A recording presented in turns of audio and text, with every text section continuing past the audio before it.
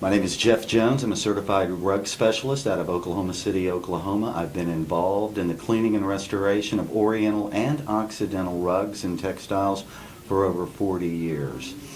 When you start to look at the field of Oriental rugs, which can be a broad-based study and can be a lifetime study, for me it's become a lifetime of passion. After 40 years, I'm not an expert. I'm a student. And good Lord willing, I live to be 100 years old, I'll always be a student. If you take the categories of Oriental rugs, you'll find that you have four basic categories of Oriental rugs. There are court rugs.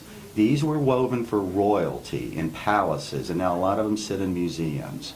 There are city workshop rugs, there are village rugs, and then my favorite rugs, tribal rugs. Having spent time in the Middle East with tribal people and in North America, having spent some time with tribal people, both the Navajo and some of the Great Plains tribes. This piece that I have in front of me right here is a Turkoman rug. Turkomans are tribal people in the Middle East. It is a geometric design, and it is wool on a wool foundation. The reason that they have a wool foundation is the Turkoman people are always moving. They're traveling with their herds, and so they don't have time to grow cotton. These geometric emblems in the field right here are called gulls, G-U-L-S, and there are many types of gulls, and they serve many different purposes, but one of the main purposes is identifying tribes.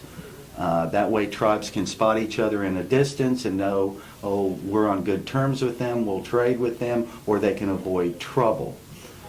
A copy of this, which is wool on a cotton foundation, is made in Pakistan, and it has the same type of gulls in it, just varied slightly. This rug has been chemically washed and heavily scoured, and is not going to have the life or the durability that this Turkoman piece will. The great weaving tribe of North America would be the Navajo, which live in current-day New Mexico and Arizona. Just a little bit of the reservation goes up into Utah. This particular piece is called a yay. These are holy people to the Navajo.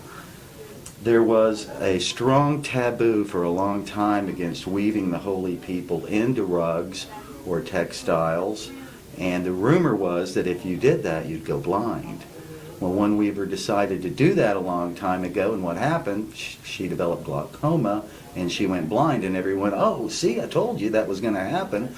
But a medicine or a holy man named Hosteen Claw decided that he would violate that taboo and started weaving sacred images of yays and yebichays into rugs, and he dispelled that myth.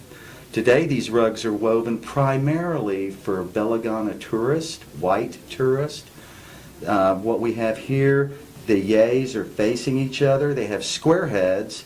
That shows that they're female yays. This is the rainbow yay, okay? And this is in motion. This is alive right here, okay? It has a lot of power to it, and you won't see this in a traditional Navajo hogan. Too much power. Again, these are mainly woven and sold to Belagana tourists.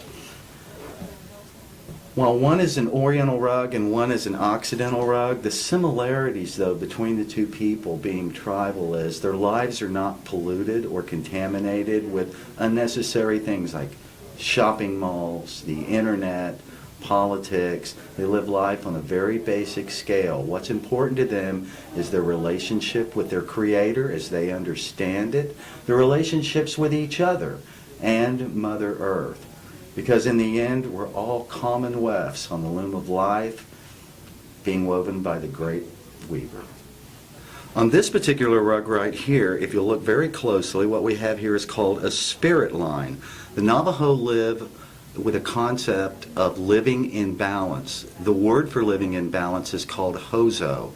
And if you're out of hozo or out of balance, then sickness and even death can follow. So it only makes sense that if good spirits were woven into this rug, then a balanced thought pattern is evil spirits were woven into it also. So as the weaver completes her weaving, at near the end, a spirit line is placed to allow the evil spirits to escape. A traditional Navajo home is called a hogan, Hogan, and if you ever find yourself lost on the reservation and you come across a hogan, you can get your directions relatively quick because all hogan doors face the east to greet the rising sun.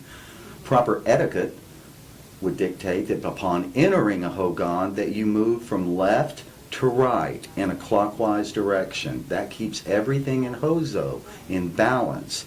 Also, if you were displaying this with a rainbow yay, this would be flowing in a clockwise direction.